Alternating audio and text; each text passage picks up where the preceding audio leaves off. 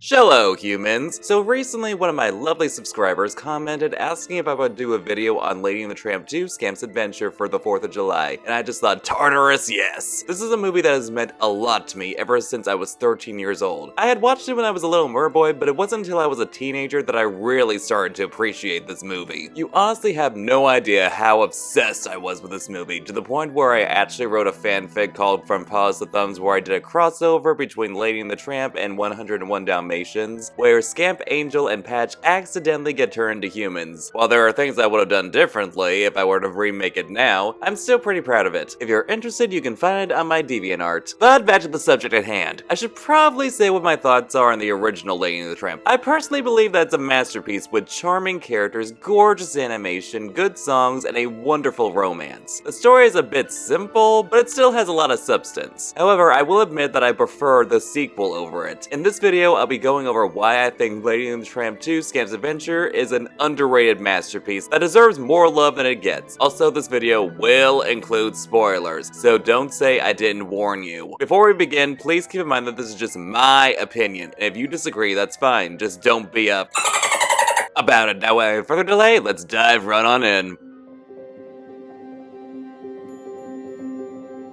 The story is about Lady and the Tramp's son Scamp, who I'm guessing is the dog equivalent to 12 or 13 years old, that hates the house dog life and desires to be free. After an argument with his father and getting into trouble, he meets a group of junkyard dogs and decides to run away from home. Scamp must prove himself to the leader of the group, Buster, who has a history with Tramp. He also meets and falls in love with one of the members of the junkyard dogs, Angel, who secretly wants a family. Meanwhile, Scamp's family are searching for him and Tramp regrets how hard he was on his son. Scamp learns the truth about his father's past and must decide between a life of freedom on the streets or going back to his family. First of all, I want to disprove the annoying criticism that this is just a repeat of the first movie, because it's not. Yes, it involves a house dog getting into a romance with the street dog, but the genders are reversed, but that's where the similarities end. The original Lady and the Tramp was about Lady dealing with a new baby, though that conflict is resolved early on, and the romance between her and Tramp. There's not much in terms of story, whereas in this movie, while there is a romance, it's also about Scamp having to find his place in the world, appreciating what he has, learning about his father's past, Tramp realizing that he was too hard on Scamp, a father-son relationship, Angel wanting a family, and unlike the original, we have a proper villain to cause conflict rather than two mischievous cats and a rat. Before anyone says that this movie only exists to be a cash grab, while it's true that it was created to make money, it actually had a lot of passion behind its creation. The directors Daryl Rooney and Janine Russell have stated how much the original movie meant to them and how they wanted to do it justice. Rooney even stated in the commentary of the movie that he had a brother that was a runaway like Scamp, so that made it really personal for him. On Disney Plus, there's a feature that shows you the making of this movie, and you can truly feel the love and passion these people have for the project. They thought things out and made decisions not because they didn't care like with a lot of the other sequels, but because they believed it was the best creative choice. Rooney even directed The Lion King 2 Simba's Pride, which is considered one of the best Disney sequels. Sadly, he also directed Mulan 2, which is one of the worst Disney sequels, but we all make mistakes. So this movie is personal for a lot of people working on it because of what the original meant to them and their own personal experiences. Unlike a lot of sequels where the pacing is all over the place or you feel every agonizing moment of the film, which makes it feel even longer than it actually is, this movie flows really well. It never feels too sluggish or like it's moving too fast. It knows when to be fast-paced and when to let the story and characters just breathe. A problem that I had with the original is that with its lack of story, it's a little slow. It's still a masterpiece, but I feel like the sequel did a better job with its pacing to make it more interesting and exciting, while still being faithful to the cozy and warm vibe that made the original film such a charming and beloved classic. The humor is also pretty funny. Not among one of Disney's funniest movies, but it doesn't need to be, especially when the original wasn't either. It has humorous moments, but also knows not to let the humor disrupt the more serious scenes. I personally find the funniest character to be Scamp with how he tries to act cool, but is just a hopeless goof. But they don't let his awkwardness be one of his most defining traits, it's just a trait. The film also has some really powerful moments, like with the song Always There or when Scamp sees his family through the window. Like a lot of kids who argue with their parents a lot, they believe their families don't love them and wouldn't even miss them if they were gone. Hence why Scamp states that he didn't think they'd miss him. It's a brilliant way of showing how one's actions can affect others. Not to mention Angel's backstory of how she's had 5 families but was abandoned by all of them due to them moving, having a new baby, or having an allergy. This leaves her jaded and afraid to be open with anyone, stating that she doesn't belong to anyone, despite her desire to have a family. You can feel the emotions from characters like Scamp, Angel, and Scamp's family, and easily sympathize with what they're going through. They're all different perspectives, and even if some of them were in the wrong for their actions, you can still feel for them because of how the scenes make these characters feel so real and relatable. I keep on finding something new to appreciate about this movie every time I watch it. I sometimes wish that the movie was 20 minutes longer just so we could get even more depth with this movie. That's honestly a sign that this movie did something right if you're left wanting more, but not in a way that makes the film feel like it's a disappointment. The message is that family is always there for you in the end. Granted, that's not completely true to life, especially since everyone's family situations are different, but the message is still heartwarming and provides a nice fantasy for those who long for a close and loving family. The movie, while not super dark, does show the harsh realities of the world with the dangers of living on the street. One in particular that stands out to me is how children are left vulnerable to those who prey on them. Buster uses Scamp's naivety and desire for freedom to take advantage of him for his own personal reasons. I used to have a friend that is currently being manipulated by someone that is a incredibly toxic narcissist. And yes, this horrible person is the same one I referred to as believing themselves to be an Esmeralda when they're really a Frollo in my Hunchback of Notre Dame video. My friend cut ties with me for a conflict I had with this person, much like how Scamp turned his back on Tramp for Buster. So this really connects with me even more now. And much like Tramp, I hope that my former friend will see the light and break away from this demented manipulator. There's also the danger of how children are victims to predators, since despite Angel clearly being the same age as Scamp, Buster is always flirting with her and referring to her as his girl. And no, it's not like a father-daughter way, he talks to her like he believes her to be his girlfriend, much to her displeasure and clearly saying that she's not his girl. You nasty. There's even a minor moment where Ruby is clearly flirting with Scamp and he's visibly showing his discomfort. You nasty. While the movie doesn't delve into pedophilia deeply, since Disney would never do that in an animated movie, it at least does it in a way that makes it clear to children that this sort of thing is wrong, with Scamp and Angel both clearly uncomfortable. Reggie could even be a metaphor for the homeless that are mentally ill and act violently because they don't have the means to pay for the treatment that they need due to the unfair healthcare and the cost of living. He doesn't become good in the end, which is representative of how, unfortunately, some stories just don't end well. The romance between Scamp and Angel is really well done, and honestly, I prefer it to Lady and the Tramp. While Lady and Tramp are a great couple and were by far the most developed couple from Disney until we got to the Disney Renaissance, I feel like there is more development between Scamp and Angel. They start off as strangers from different sides of the tracks, they become friends, open up about their desires and experiences, save each other's lives, and fall in love. I love how both have their own dreams that conflict with each other, with Scamp wanting a life on the streets and Angel wanting a family. It's a realistic portrayal of how couples sometimes want different things, but can work them out if they try, though sometimes that doesn't always work. Angel learns how to be vulnerable with Scamp because he brings out her softer side, but she'll still call him out when he deserves it and is the driving force for his development, with him seeing that his actions have hurt her. He regrets his actions not only because it got him in trouble thanks to Buster, but also because he upset the one that he cares about most. I also appreciate how this is the first dog that Scamp has interacted with that's his age. Without including his sisters, Scamp has no one his age to interact with. He's been confined to just being around his family, and unlike Lady, didn't have friends of his own, let alone ones his age. This adds to his desire for freedom with how lonely he must be, and Angel was the first real friend that he ever made. So this makes the romance all the more meaningful. They bring out the best in each other and spark development in one another. Neither becomes a perfect person, but they do become better because of each other. This is such an underrated romance that's just as deep as a relationship between adults, despite their age. I firmly believe that these two are soulmates. Then we have the relationship between Scamp and Tramp, which is the conflict that sets the events in motion. First of all, I relate to this because I grew up being at odds with my dad as well. We'd argue, rarely see eye to eye. He would be too hard on me, I'd run my mouth, and while my mom says that we have similar personalities, though that's debatable, we are still incredibly different merpeople with different styles and beliefs. So I honestly couldn't help but relate to Scamp and his daddy issues, given that I grew up with my own. I love that Scamp's worldview is shown as wrong, but they don't let Tramp be completely in the right. He loses his temper with Scamp, hides the truth from him, and is what helped push Scamp into running away. Not to mention the way he was trying to take Scamp's choice away during the conflict in the alley is what helped push Scamp further away, especially when his other option was a manipulator offering him what he always wanted. Tramp was only trying to protect Scamp from the life that he lived and from getting hurt by someone that was nothing but trouble. However, his methods for doing so weren't effective because he was too controlling and tough, instead of being more understanding and sharing his experiences to help his son see the light, which only caused Scamp to rebel more. Plus, when you find out that your parent lied to you for your entire life, even if it was for your own protection, you're not likely to trust them or believe anything they say. Scamp is still in the wrong for his decisions, but you can see why he did what he did. Clearly, Scamp isn't an easy child, due to taking after his father, but that just means Tramp needed to change his approach rather than just being a strict authoritarian. Neither side is shown as being 100% right or wrong, which makes the movie more complex. I also love that while Scamp had to leave behind the street life, there's still a compromise, with Tramp promising for them to have adventures and howl at the moon. It shows growth on both sides, and that Scamp doesn't have to let go of who he is to be with his family. Even with the conflicts between them, it's clear that both love and care about each other. They just clash because of their issues that need to be worked out. Scamp and Tramp would be my favorite Disney father-son relationship if it wasn't for Goofy and Max. Unlike other Disney sequels, the conflict and plot of the movie isn't nearly as forced, with Scamp and Tramp having a believably strained relationship, and the backstories they add actually feel naturally integrated rather than shoved in. The writing is strong enough to be a cinematically released movie, even if it's a more cozy film, which there's nothing wrong with. We don't need excessive plot to make something have depth and be a masterpiece. It has themes and messages that are really powerful to the point where they're on the same level as Pixar during their glory days. It accomplishes what most Disney sequels fail to do: be faithful to what made the original so beloved, but also manage to work as its own standalone movie.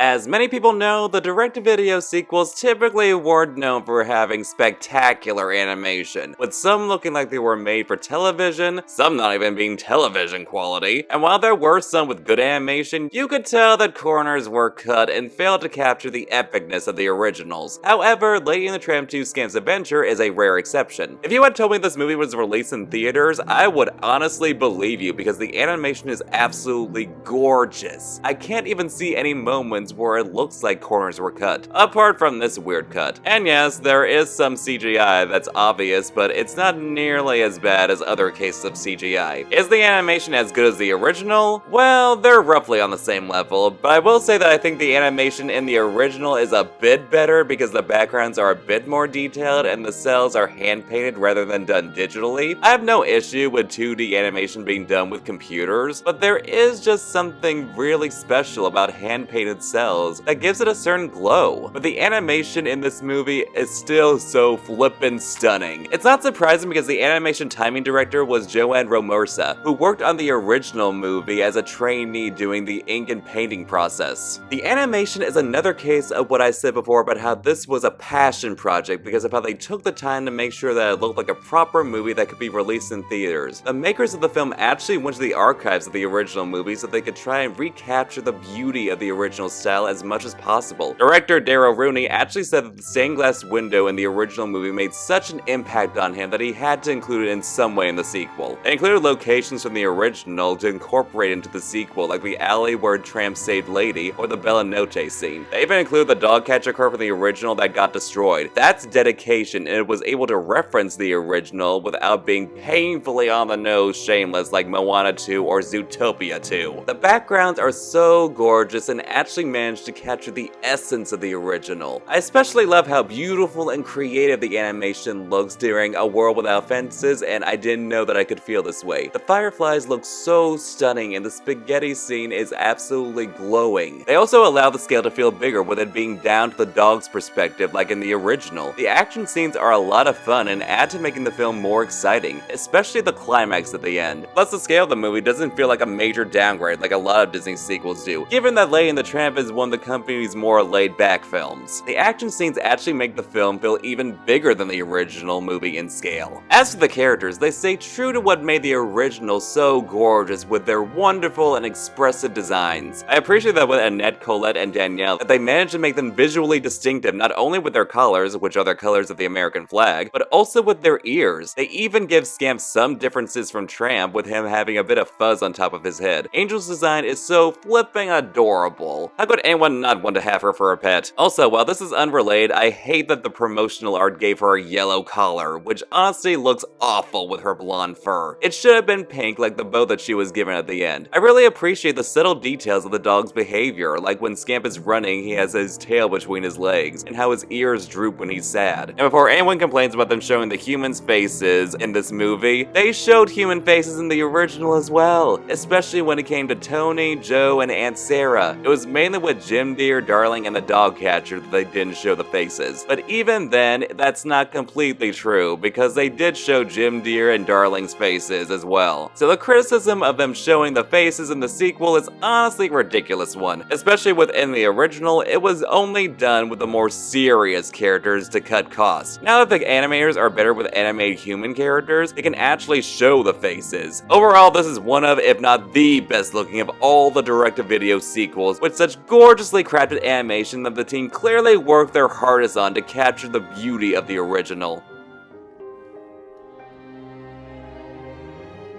First of all, I have to say that the characters are really likable, and that's thanks not only to the writing, but the voice acting. Scott Wolf, Robert Bart, Alyssa Milano, Susan Egan, Jeff Bennett, Jodie Benson, Chaz Palminteri, Jess Hardnell, Kath Soucy, Debbie Derryberry, Barbara Goodson, Kathy Moriarty, Mickey Rooney, Bill Fagerbeck, Bunsen Pincott, and many others. This is an absolutely stacked cast, but I'm going to admit that while the characters in this movie are likable, it mostly keeps its focus on Scamp, Angel, Tramp, and Buster. I mean, that makes sense considering that those are the characters that fit with the story that they're telling. So the characters from the original movie do get sidelined like Jock, Trusty, Tony, and Joe, but they're still pretty likable and entertaining from what we see of them. Fans of the original might not like that the characters are sidelined, but I don't feel like they're that essential to this movie. The only character being sidelined that I think is an actual problem is Lady. I get that the conflict is between Scamp and Tramp, along with Buster manipulating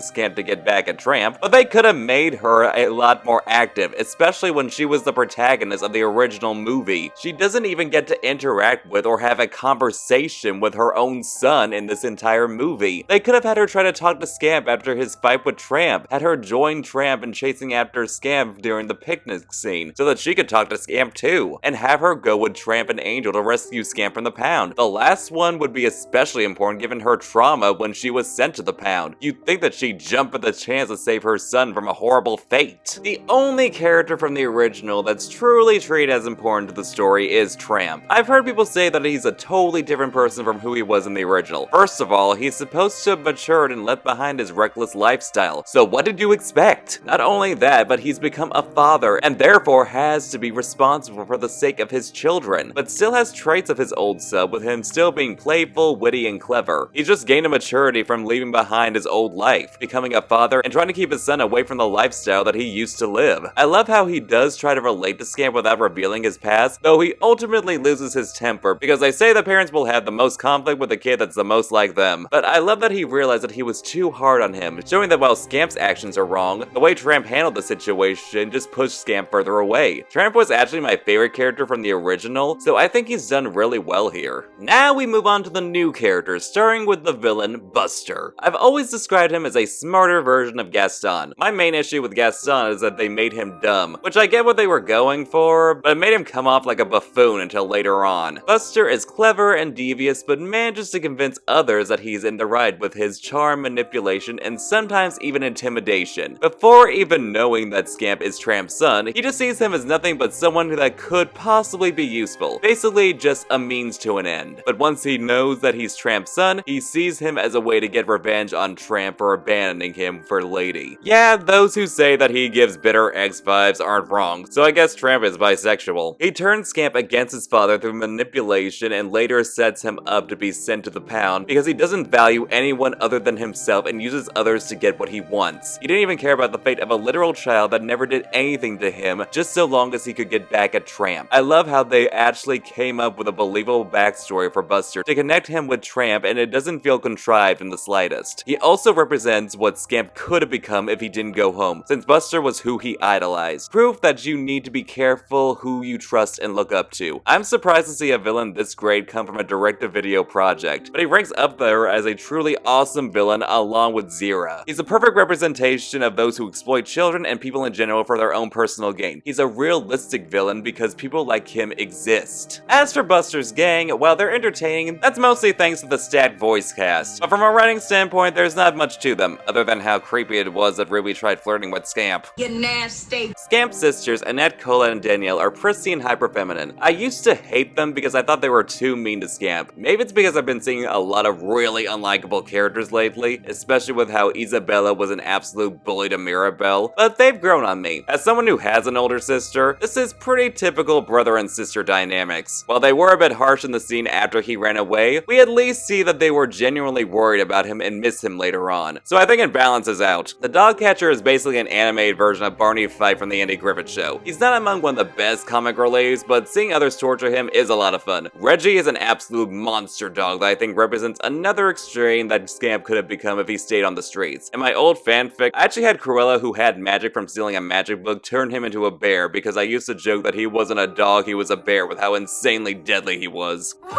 for your life!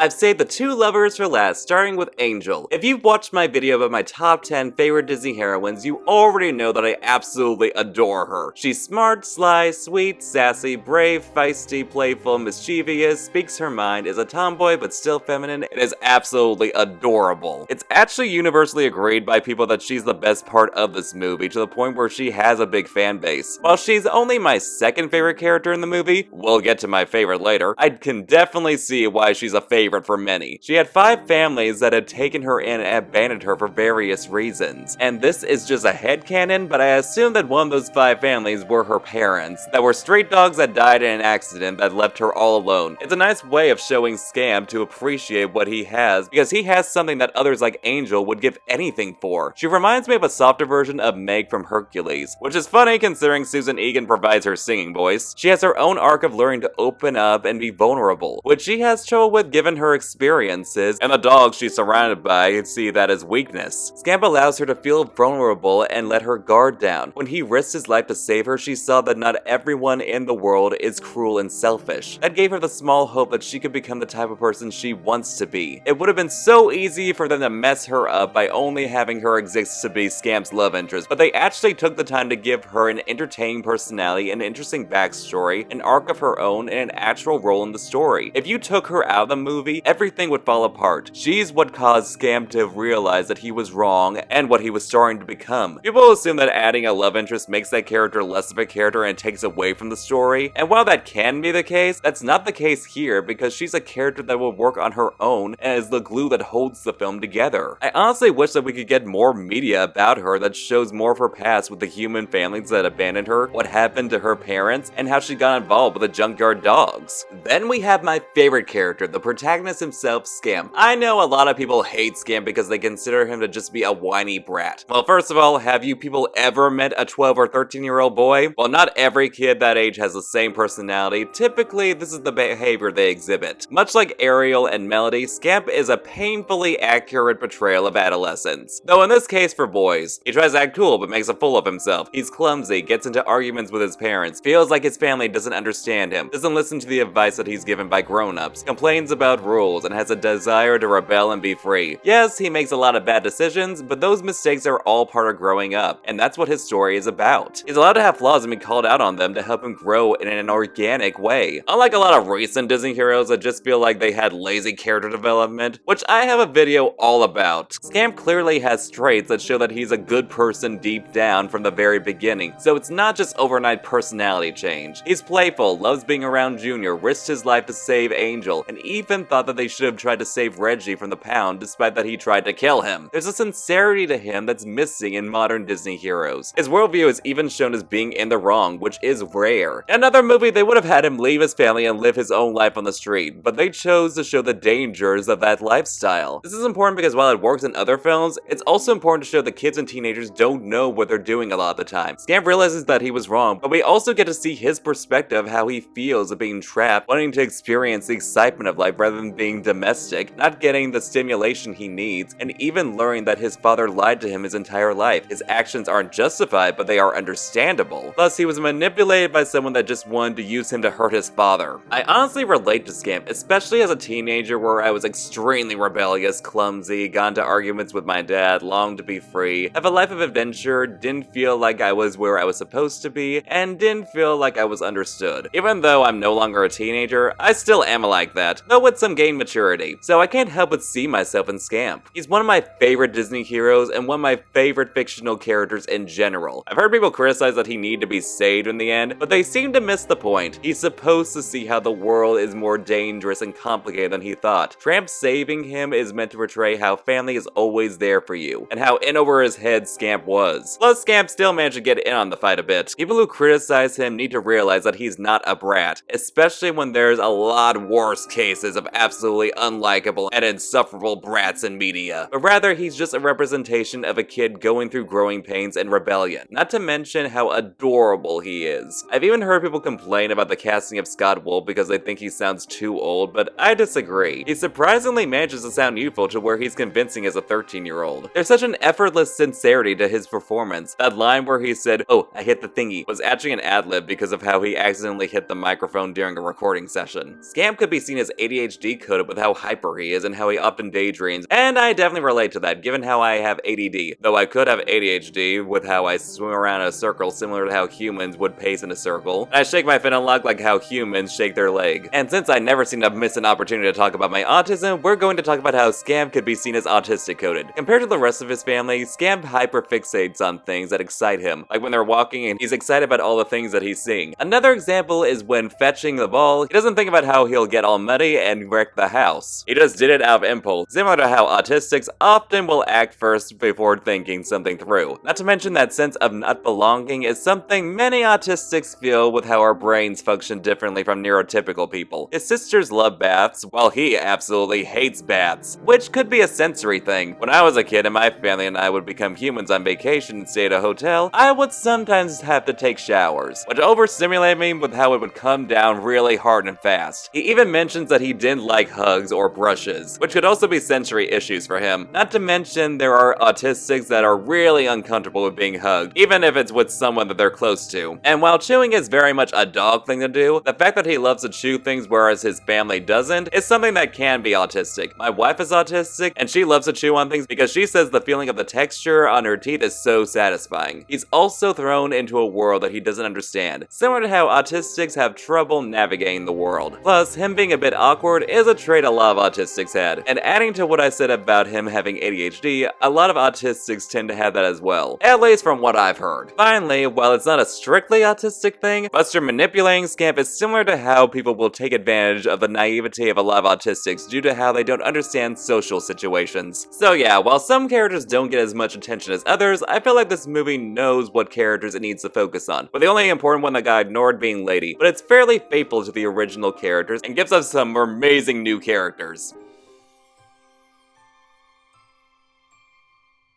Much like the animation, songs and direct-to-video sequels weren't anything to write home about. While some could be pretty good, most of the songs range from okay to downright awful. However, much like the animation, Lady and the Tramp 2 Scamp's Adventure was one of the few exceptions that were genuinely excellent. Part of that is because they actually brought in some prestige with hiring Grammy Award winner Melissa Manchester and Oscar winner Norman Gimbel to work on the music. Unlike other sequels where it was clear that they didn't hire seasoned songwriters or gave them much time to figure out the songs, it's clear that the songs in the movie managed to shine thanks to the songwriter's skills and experiences. This makes the songs feel like they actually had a lot of love and care put into them to the point where they could work in a theatrically released musical. Starting with the opening song, Welcome Home, it's a wonderful song that helps set up the film perfectly. The excitement for the Independence Day picnic makes the world feel so exciting and enticing that you can see why Scamp is being so rambunctious to where he wants to explore and experience it all, but is confined to his leash and later in his home with no way out. Scamp's family all act prim and proper, including Tramp, who managed to convert to the lifestyle that he once scoffed at. Meanwhile, Scamp is daydreaming, being adventurous, and wants to run around free to have fun like everyone else. Where his family is very happy and content with their situation, Scamp is very much feeling trapped with any attempts that he makes to go outside being ruined. The song shows a beautiful and harmonious world that's celebrating independence, while our protagonist is being confined and trapped within his circumstances, and we can see him longing to explore the world as we zoom out of the window. This theme is continued with our I Want song, A World Without Fences. Like I said in my Hunchback of Notre Dame video, I am a sucker for a good I Want song. Plus, this is one of the few Disney I Want songs that's sung by a male character. I love how they show more of Scamp being frustrated with being trapped in his circumstances and his desire to be free from the chains that hold him down. Though I do question how long this chain is. I really appreciate that they let him have a fantasy sequence because I'm a sucker for that as well, showing him being the dog that he wishes to be in the big world that he longs to explore. Granted, it's very much an unrealistic fantasy, but what do you expect from a child's perspective? The lyrics feel specific to Scamp's situation, especially with it being about things that a dog loves and hates. Not to mention it ends with a decision of him finally running away from home and experiencing the real world rather than just nothing happening afterwards. Next we have the villain song with Junkyard Society Rag. I appreciate that they incorporate a ragtime song to this movie, which adds to the time period rather than just shoving musical styles that don't fit in with the setting. Looking at you, Moana movies, Frozen 2, Encanto, and Wish. It does a great job at enticing Scamp, and also showing that it's not going to be as easy as he believed it would be. It's a great way of shattering the illusions that kids and teenagers tend to have about things that they think will be a certain way, only to learn the harsh reality. It's catchy and a lot of fun, but I do wish that Scamp had gone to sing at the very end, especially since Sparky said, "Sing it, boy." It could have been like when Thumbelina joined the Toads at the end of the song On the Road. Then we have the love duet, I Didn't Know That I Could Feel This Way. An absolutely beautiful song that shows how our lovers are falling in love with each other and can't believe it's possible. Scamp sees that there's something even better than running free, which will later set up his regret for his decisions later on in the movie. Not to mention that this is the first person outside of his family to love him, though he doesn't seem to think that his family loves him at this point, since he's a kid with a complicated relationship with his family. Angel, on the other hand, is experiencing for the first time what real love is. She's been abandoned by people she thought loved her before, and is reduced to being in a group of dogs that aren't really much of a family. Now she finally meets someone who is genuine and sees more to her than she sees in herself. Someone who is willing to risk his life to save her and in return did the same for him. Again, I know they're kids, but their love feels so mature and deep, which is all displayed in this song. Plus, I love the reference to the iconic spaghetti scene from the original, but adding their own spin to make it unique without insulting the original. Truly beautiful, plus it's a duet between Hercules and Megara. Lastly, we have the best song in the movie with Always There. Obviously, the film's main message is on the importance of family. We get Scamp realizing how stupid he was and that he should have appreciated what he had and listened to his father's warnings about Buster. We also have a perspective of Tramp and Lady with how worried they are about Scamp and how they wish they had done better to try and understand their son. Plus, Jodie Benson singing in this song, while not shown as much as the others, absolutely gives me chills every time. But the most unique perspective is the one we get from Angel longing for her family. Not just a human family, but also parents to love and protect her. She even asks herself what is a family, because she's never known what that is. She's had humans take her in, but they abandon her. We don't even know anything about her parents, which could indicate that they died when she was young or abandoned her. There are so many layers to this song with how the ideal family is always there for you. They can be messy, and sadly there are families that are awful, but when you have a great family, you should hold on to it and appreciate it. Plus, the song has Jodie Benson, Susan Egan, and Roger Bart singing together. That's legendary. Jeff Bennett is also a pretty great singer as well. The song is so underrated. I love how the songs feel like an integral part of the story and aren't just there for entertainment. The songs in the original, while good, aren't nearly on the same level as these songs, except for Bella Notte and Maybe He's a Tramp. Peace on Earth is a beautiful song, but it's not among one of Disney's greatest. What is a Baby isn't really that necessary and proves why Barbara Luddy wasn't cast in musicals to sing. Lallaloo is a nice lullaby, but that's it. And the Siamese Cat song is catchy, but has aged poorly. The songs in this movie honestly feel like they belong on Broadway, or in a theatrically released movie musical. They still fit into the world of Lady and the Tramp, but are elevated to fit the Broadway-style musical. The soundtrack is so underrated. I'm so mad that it's not available on iTunes. In conclusion, this movie is not only the best Disney sequel, as well as is one of my top 10 favorite Disney movies. It's also a masterpiece that could work as its own standalone movie. The characters are likable, the villain is great, the animation is gorgeous, the story is well written, the people working on it were absolutely passionate about it, the songs are fantastic, the romance is so engaging, the father-son relationship is well done and believable, the protagonist is awesome, and the message really hits home. This is a movie that holds a special place in my heart and was there when I needed it growing up. So I'm probably a bit biased, but I honestly believe that this is a 10 out of 10 masterpiece that I can't help but absolutely adore. It's certainly way better than the sequels Disney's been releasing lately. And those were my thoughts on Lady and the Tramp 2 Scamp's Adventure. So what did you guys think? Did you agree with my thoughts? What are your thoughts on Lady and the Tramp 2 Scamp's Adventure? Let me know in the comments. Please like, share, comment, and subscribe if you haven't already, especially if you want to help my channel take off so I can do this as a full-time job, which I would really appreciate. If you want to show some extra support, you can send me money through the YouTube Super Thanks. You can also check out my other social media accounts in the links below. I'm the Wicked Merman from Under the Sea.